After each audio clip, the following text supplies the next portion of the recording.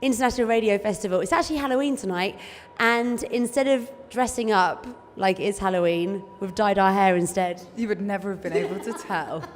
It's as though we knew. It's as though we knew, Carly. Can we just talk about Hattie's hair, though? Like, I thought my hair game was pretty strong, but this is incredible. It's two colours, actually, purple and like a dark blue. So there you go. Mate, I rate it. Now, look, I want to talk about your show today. We actually sat and listened to the whole 3 hours. We were dedicated and committed and sat outside the studio. How did it go? Yeah, it was really good fun. So normally the show goes out on a Sunday night, 10 p.m. to 1 a.m.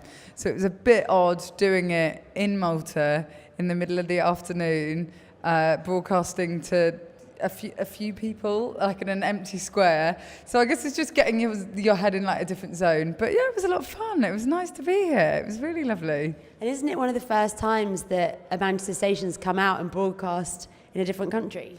I think so. So Hits Radio is like the first national radio station in the UK to broadcast outside London. So that's our badge of honour that we wear. So yeah, it's really special that I've been able to represent Hits Radio coming out to Malta and being part of the International Radio Festival. So yeah, it's been a joy. When did you first get into radio?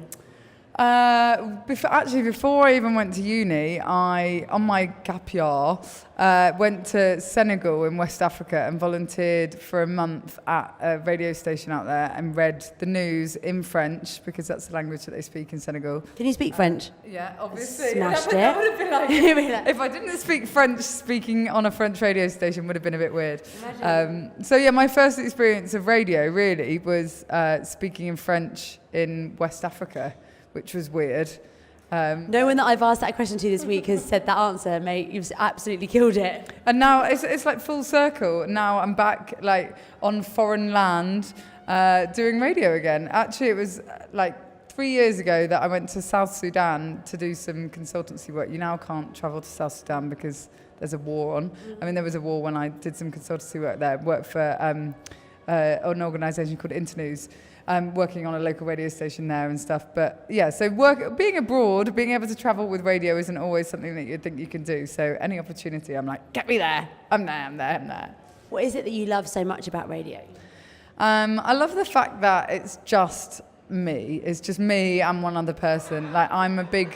and some people don't mind, some people do, but I'm very much of the kind of ilk of when I talk to a listener, it's that one person. I'm not a presenter that says, hey everybody, you lot out there, and that's fine if that's what you want to do. But for me, I really cherish that relationship that I have as like a one-to-one.